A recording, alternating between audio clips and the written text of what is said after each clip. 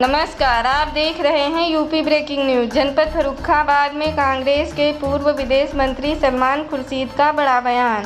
मौजूदा प्रदेश सरकार पर निशाना साधते हुए पूर्व विदेश मंत्री सलमान खुर्शीद ने क्या कहा, आइए सुनते हैं उन्हीं की जुबानी। फर्रुखाबाद से मोहम्मद इसरार की रिपोर्ट। ताज़ा खबरों के लिए सब्सक्राइब करें यूपी ब्रेकिंग न्यूज।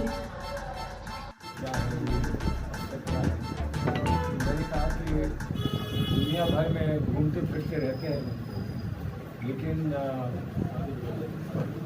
दिल रहता है जहाँ अपने घर में अपने परिवार के बीच, वहाँ अवसर निकाल के आए हैं। और इसके लिए कोई विशेष आवश्यकता नहीं होती है। अपने जब घर आते हैं, घर में आते हैं, घर में जितना आए, जितना रह सकें, जितना समय बिता सकें, उतना ही संतुष्टि प्राप्त होती है। तो आज यही है, ये मान के चलने के लिए ये है इसका अवसर, और ये है लक्ष्य हमारा आज का। लेकिन जहाँ भी जाना होता है, अगर राजनीतिक जीवन में है, सार्वजनिक जीवन में है, तो आप लोग जो राजनीतिक और सार्वजनिक जीवन के बारे में जनता तक सूचनाएँ पहुँचाते हैं, जनता तक अपनी बात रखते हैं, आपसे मिलना एक अति आवश्यक एक कार्यक्रम होता है। और इसलिए आज आपसे इस बैठक का अवसर निकाला है। और मुझे उम्मीद है कि जो भी आपके आज प्रश्न होंगे उनके जवाब दे पाऊँगा। और आपका और हमारा जो संबंध है, आपका और हमारा जो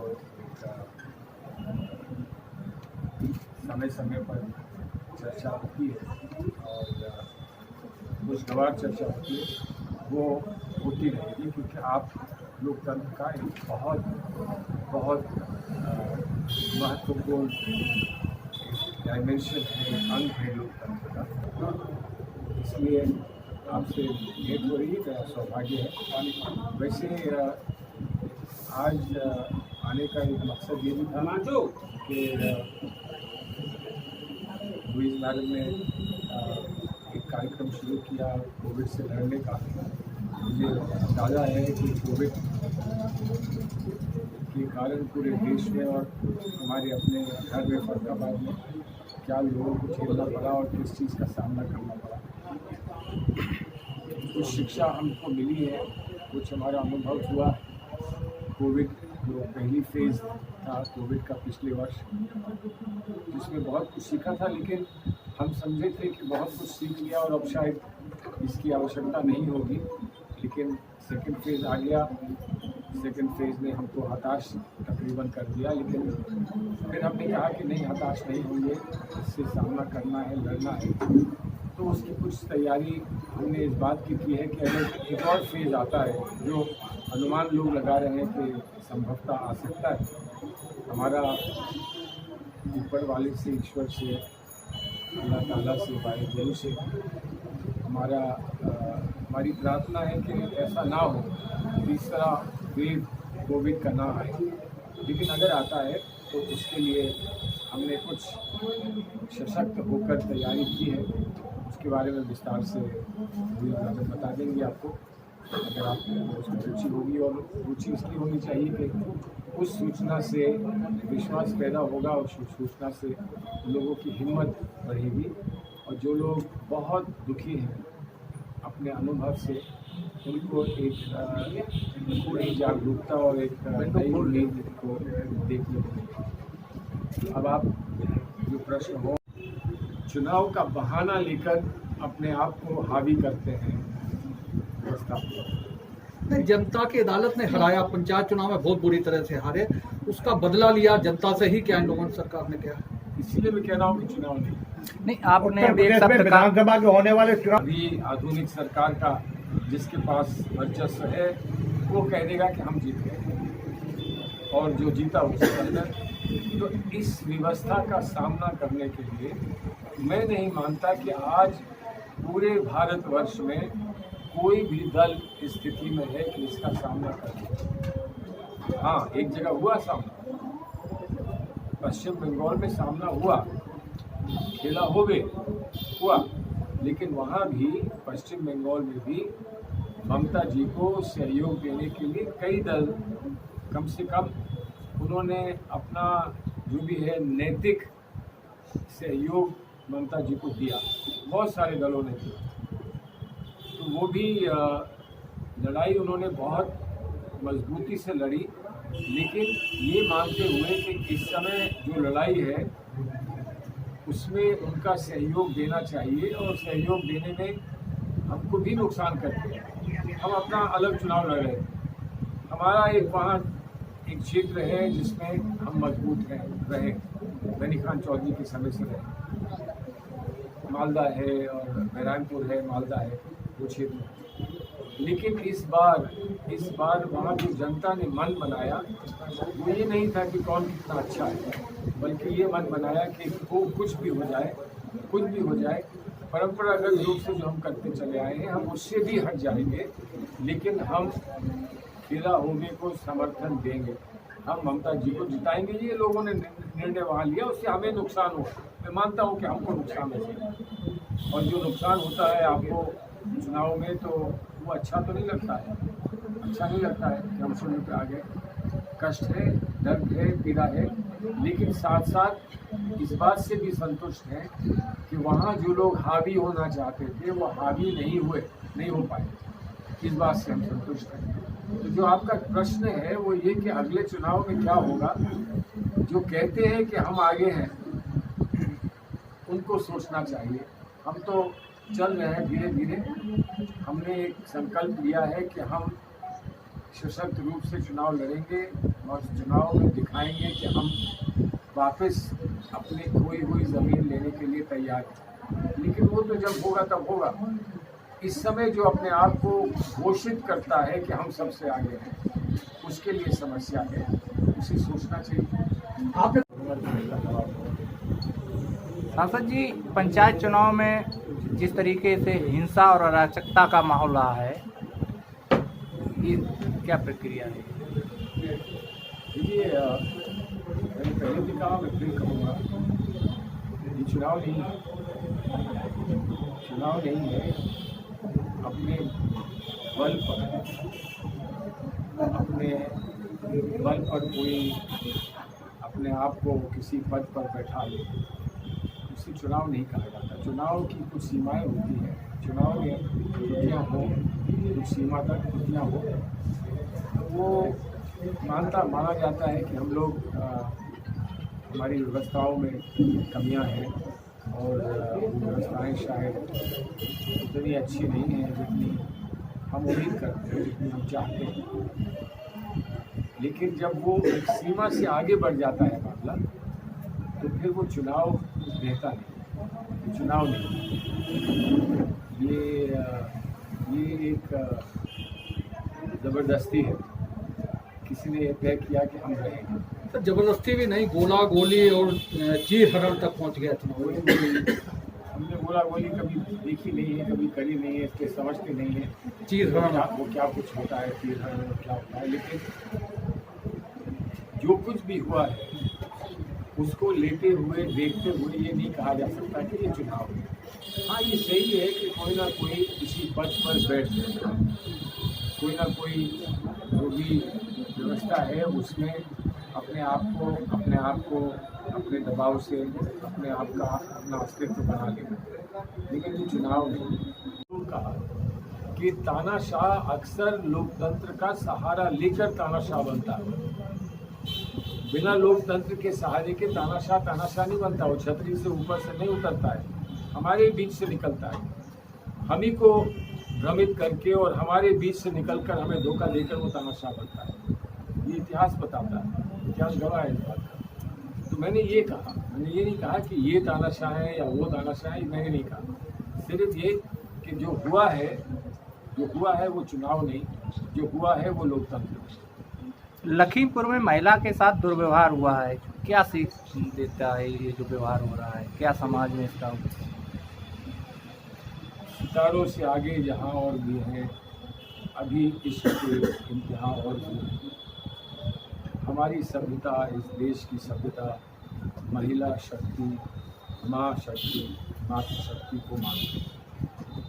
हमने अपनी व्यवस्थाओं में, अपने संविधान में, अपने आचरण में, अपने घोषणाओं में हमने हमेशा ये माना है कि महिला का एक विशेष महत्व हमारे समाज में।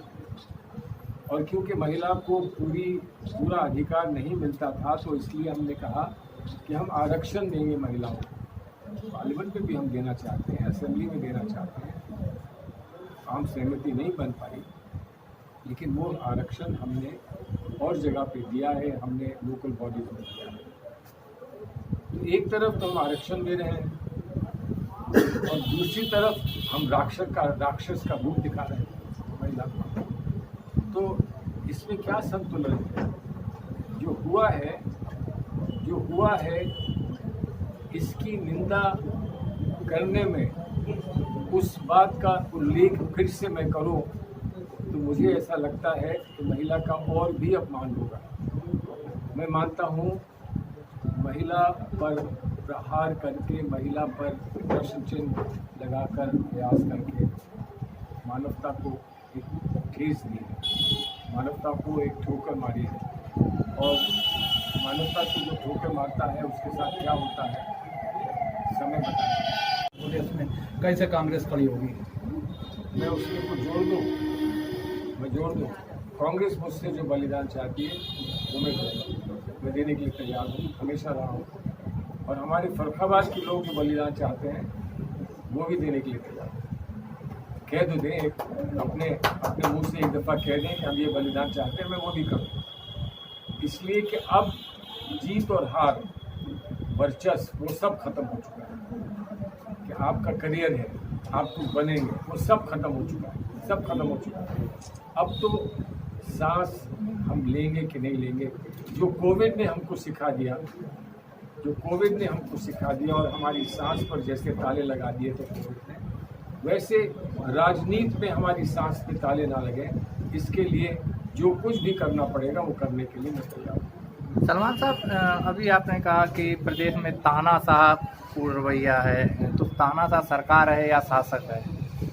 मैंने नहीं कहा कि तानाशाह सरकार है। मैंने ये कहा कि ये चुनाव नहीं है। जो आपने बताया कि हो रहा है वो चुनाव नहीं, मैंने सिर्फ इतना बताया। वो क्या है ये तो जनता तय करेगी। वो जनता तय करेगी कि वो तानाशाह सरकार है कि नहीं है। मैंने नहीं कहा कि वो तानाशाह सरकार, मैंने नहीं कहा। लोग कहते हैं।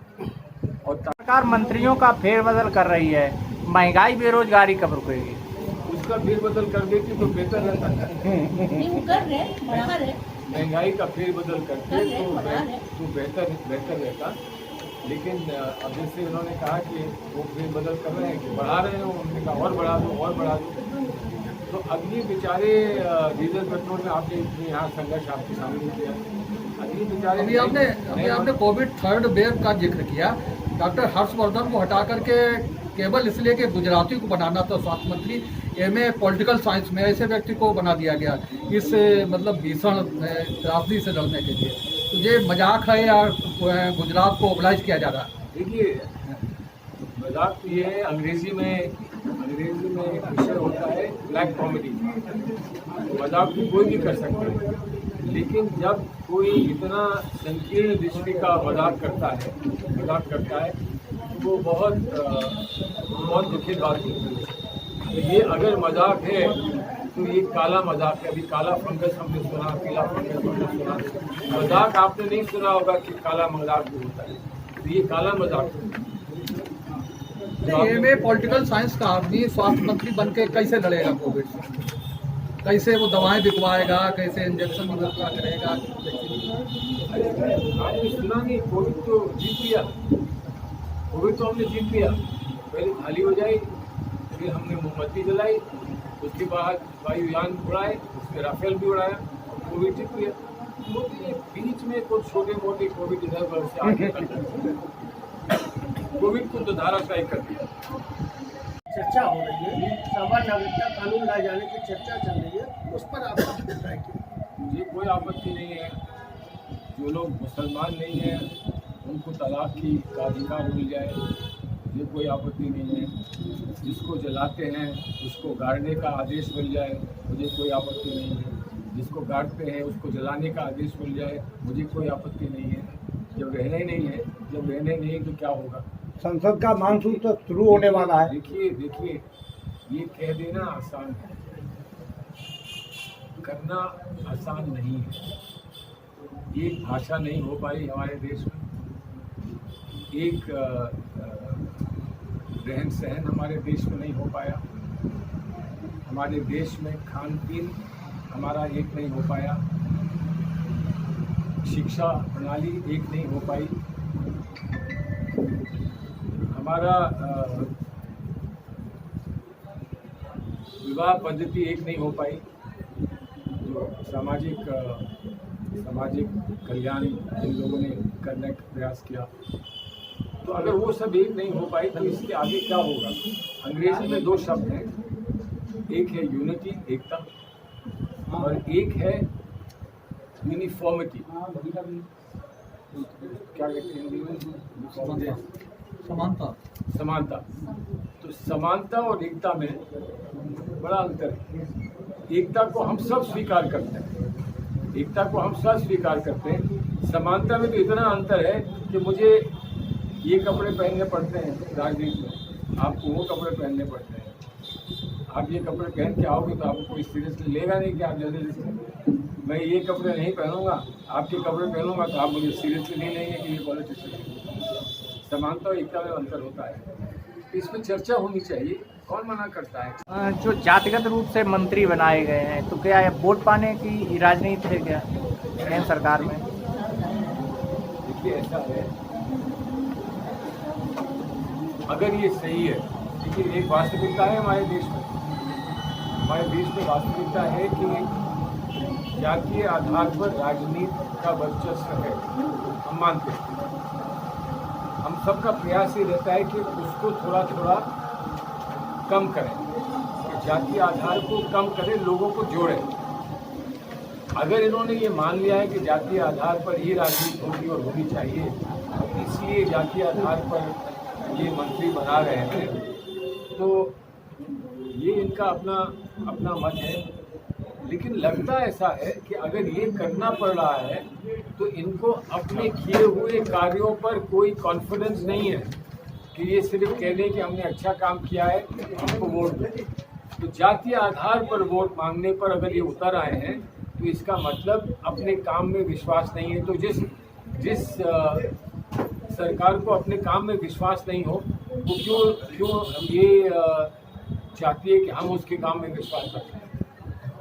उसको तो अपने काम में विश्वास नहीं, उनको कहना चाहिए रफेल खरीदा है, देखो क्या शानदार चीज़ खरीदी है, हमें कोई मंत्री चाहिए नहीं, रफेल काफ़ी है। लेकिन वो ऐसा नहीं कह पा रहे हैं, क्यों नहीं कह पा रहे हैं? अब तो आप उन्हीं से पूछिए।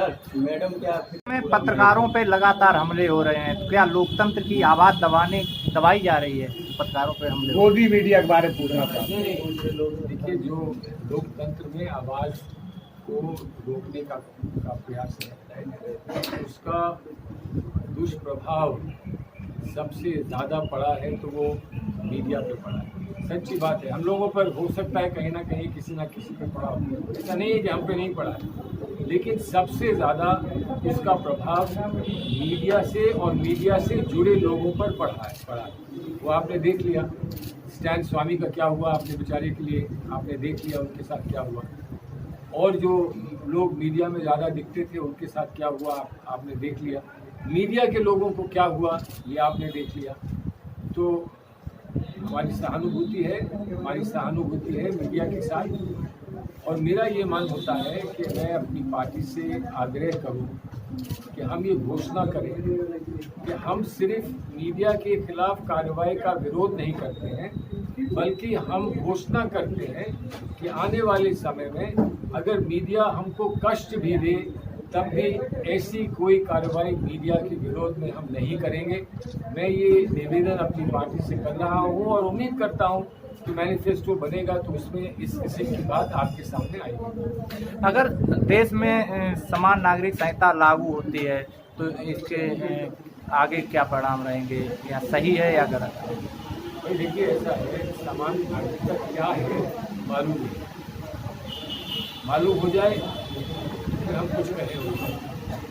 आज तो एक भूत बंगले में एक भूत है, वो क्या है, कैसा है, क्या भाषा बोलता है, किधर दौड़ता, किधर बैठता, क्या क्या नाचता, क्या गाता, वो हम कुछ नहीं जानते।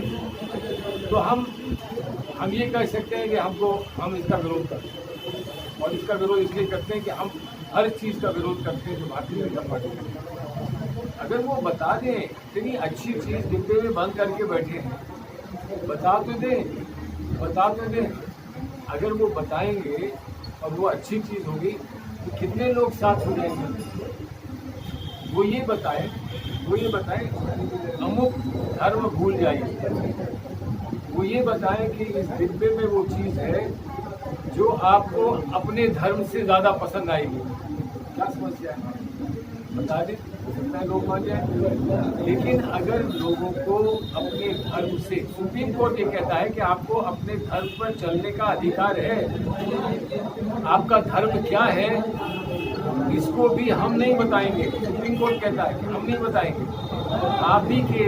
आपके जो धर्म के मुखिया हैं वो लोग, उनसे ही हम पूछ कर बताएंगे कि आपके धर्म के आपका धर्म का जो मुख्य मुद्दे आपके धर्म के वो क्या है, और उन पर चलने का अधिकार आपको है। और वैसे ही आप नास्तिक बनना चाहते हैं, आपका अधिकार है, नास्तिक बनना चाहते हो तो आपको अधिकार है। तो जो भी ऐसे परिवर्तन का प्रभाव एक नास्तिक पर पड़ेगा, वो प्रभाव एक आस्था वाले व्यक्ति पर पड़ेगा कि कुछ और पड़ेगा, बता दें, चर्चा हो जाए। इसकी समस्या क्या है, छुपाते क्यों हैं? बताने में क्या डर है उनको, बता दें क्या करना चाहते हैं। नई जनसंख्या में तो आपकी किससे क्या करना चाहिए? पाकिस्तान से कब अच्छे संबंध हुए थे? तभी हुए थे जब मोदी जी ने जाके गले लगा लिया था उनको। ये तो कब अच्छे संबंध हुए? ये जो गले लगाया था उसमें कान में क्या कहा था उन्होंने और क्या कहा था हमने, ये बता दें, हम समझ जाएंगे। किसने धोखा दिया? मोदी जी ने धोखा खाया है या मोदी जी ने को धोखा दिया गया है? क्या बात है, बता दें। राष्ट्रीय विषय पर, किसी राष्ट्रीय विषय पर जब चाहेंगी भारतीय जनता पार्टी हम उनके साथ खड़े रहेंगे, वहाँ विवाद का सवाल ही नहीं है। लेकिन खड़ा करने के लिए बताना होगा ना, इस बात के लिए आगे खड़े हो जाएंगे, बताना तो होगा। ऐसा तो नहीं होगा कि घर में हम खड़े रहे, बैठे बैठे दिल भर गया अब हम खड़े हैं। सहकारिता था। प्रदेश सरकार जनसंख्या नियंत्रण कानून पर जोर दे रही है। प्रदेश सरकार जनसंख्या नियंत्रण कानून 2 बच्चों को से अधिक लोगों को सुविधाएं नहीं देंगे। करना चाहिए। पहले एक सूचना देनी चाहिए कि हमारे मंत्रियों के इतने बच्चे हैं, ठीक है ना, हमारे मंत्रियों के इतने बच्चे हैं, उसके बाद करना चाहिए, उससे पहले नहीं करना चाहिए। और ये कहें कि ओपोजिशन जो है वो आप घोषणा करें कि हमारे कितने बच्चे हैं और हम अपनी घोषणा करेंगे कि हमारे कितने बच्चे हैं, तो उसके बाद क्या होगा। और ये भी बता दें वैध और अवैध बच्चे हैं, ये भी बता दें, उसके बाद चर्चा करें। आप पूर्व विदेश मंत्री रहे हैं।